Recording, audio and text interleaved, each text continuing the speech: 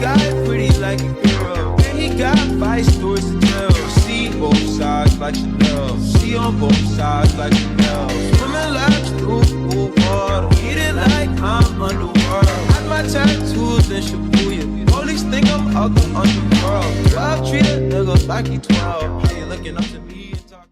Hey guys, welcome back to my channel, and today we're going to be talking about my latest, one of my latest pieces that I just put out. So, if you guys have been paying attention to my other Instagram account, noble.visions, I started a bunch of polls, basically, and I wanted to kind of, you know, get some interaction, and based off of the interaction, I created a character. So, I'm going to display on the screen in editing, you know, just the different polls that I put up.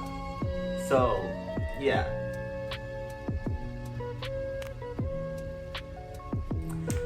But, yeah, so I created a character, and I honestly had such a fun time because it really challenged me in a way that I kind of didn't really expect.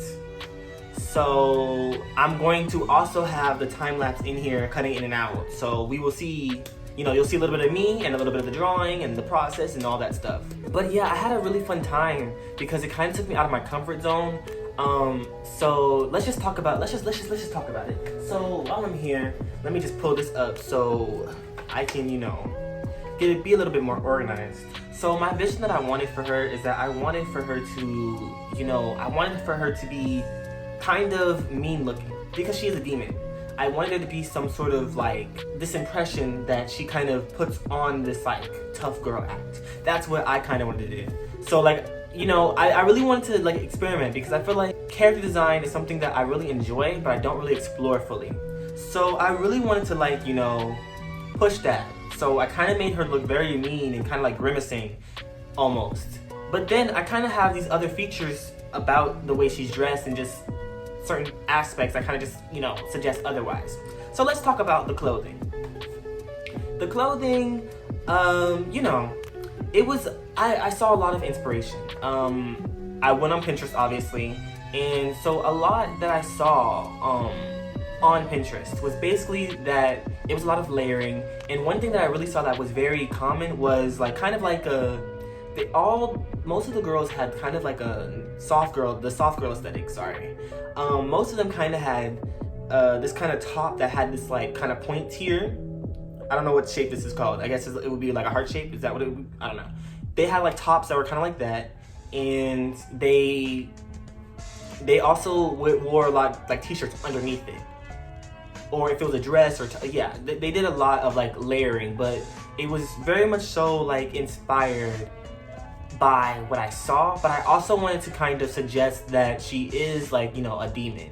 So I just didn't feel comfortable like, you know, not giving her like a full like baggy shirt. It just didn't feel correct. I wanted to kind of blend the two ideas that I had, because initially when I had put that in the poll, what I was imagining as a demon was, you know, somebody who was like almost completely naked. I'm gonna be honest, like that's what I was imagining. And so then when you guys chose soft girl aesthetic, I was like, whoa, like it kind of took me out of my zone. And you know, I might create a character with the other options that I had on there, but we'll see. We'll get into that later. We'll see. But yeah, another thing I did is that I made her shorts, even though originally they were ripped jeans. Yeah, ripped jeans originally. And I decided to kind of give this like, I don't even know what it's called, but like, you know that like those shorts are like those like pieces of clothing where like it kind of has like pleats, I guess you could say. Like, I don't even know what I'm saying. I'm sorry. But basically I wanted to kind of, you know, make pleats, I guess, on the shorts. With soft girl aesthetic, obviously they had bright colors and soft colors. So I made sure that everything was soft except for like, you know, her skin tone, because I really wanted to have her have like this deep like magenta tone. But as far as her hair and her shirt and her pants, I made sure they were all kind of very, very light. They stayed very light. So I had a lot to play with. Yeah. So it was really interesting, because another thing I wanted to do is I wanted to draw her like a little bit bigger. I didn't want her to just be, you know, the average skinny. Well, you know, I didn't want her to be that. And, you know, a lot of people sometimes feel like I don't really represent that, but I do work on my representation. I think that it's just a matter of, like, I don't want to put something out and not fully represent it correctly. I feel like it's so hard to find good references and just good examples of what someone who is plus size or of a bigger size looks like. And it's really hard because it's like a lot of times when like I find these references or whatever and I find a plus size model, they'll put them in like baggy clothing or stuff like that, and it's like I want to see, you know, someone who's wearing minimal clothing, not a lot of clothing, because it's easier for me to like visualize what their body would look like and how that would affect the clothing that they're wearing. Because like obviously if someone's wearing a tight shirt, you'll see, you know, the different shapes and curves. However, if they're wearing a baggy shirt, it's like it kind of hides all those features, and I feel like that's a lot of the times when I find those references, that's what I see, and it's very difficult for me to imagine like what it would look like without that, if I was changing the clothing. Another thing is that I feel like there is a lot of when it comes to plus size models or like models that are bigger, there is a lot of like the poses that they do sometimes are not dynamic, sadly. And I don't know if that's because whoever's the casting director or who's instructing them, but I feel like a lot of the poses they have aren't really dynamic.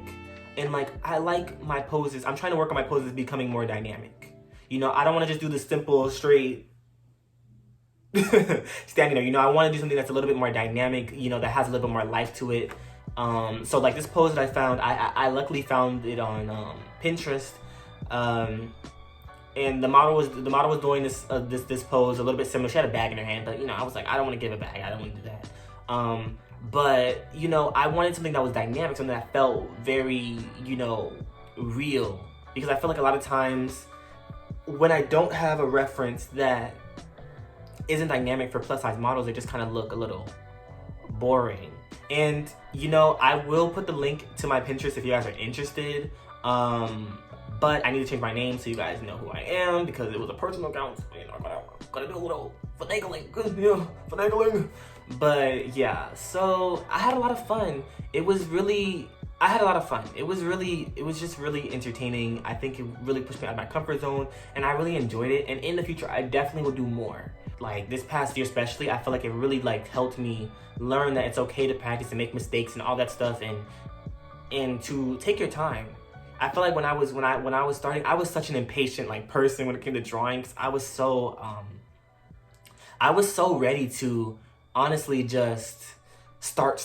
Like I'd be like, okay, hurry up and sketch this and then color it. I loved coloring. That's my favorite part. But it was like, come on, like if you don't lay down the foundation for something, it will be terrible. And that's in everything. You know what I mean? And I'm not saying my drawings were terrible, but it's like, you know, I wouldn't take the time to lay down the foundation because I felt like I need to just go.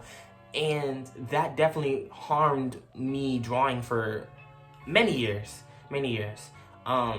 And like I look back at my artwork from like 10th grade and now, and it's just like it's a major improvement. I think what really made me improve is that, number one, I was drawing things that I enjoyed. Like I was having more fun with it, and I was taking my time. And I was taking the time to get inspired and see things and see models and see, you know, different creators on Instagram and all these other social media networks. And it really, I think that really helps. Also, I had to learn that sometimes I will burn out, and that's with everything I do, but I will burn out and that's okay. And like, you know, I had to just be okay with that. So yeah, for me, I really am excited about this venture, and I'm excited to take you guys along with me. And if you can support. I also have a Ko-fi, which I will also, guess what? Link in the description. Ko-fi is basically, if you ever heard of Patreon, it's basically like Patreon. You can go ahead and support me. You can donate to me. You can get commissions from me. So if you don't know what a commission is basically a custom piece. So let's say you decide you want to, I don't know, you want to get a painting of you and your dog. Like, let's say that's something you want me to do. You can message me about it, and then we can talk and negotiate. You can negotiate prices and all that stuff. And it's a little bit more organized if you want to do it that way. Or you can DM me on Instagram. That's fine too. But my Ko-fi is definitely, I need to get a little bit better at posting on there. But I want to, at some point, create exclusive content for people who are on my Ko-fi. So if you are paying monthly or whatever on my Ko-fi, I do want to create exclusive content that only you guys see. So maybe more behind the scenes things, or maybe tutorials, or whatever you guys decide you guys want. I can do that for my supporters. But yeah, I definitely want to continue down this path that I'm going down, and don't think that I'm just because I'm doing this art thing that I'm not going to be doing modeling and acting and all of that. No, we're still doing that. We're doing more than one thing.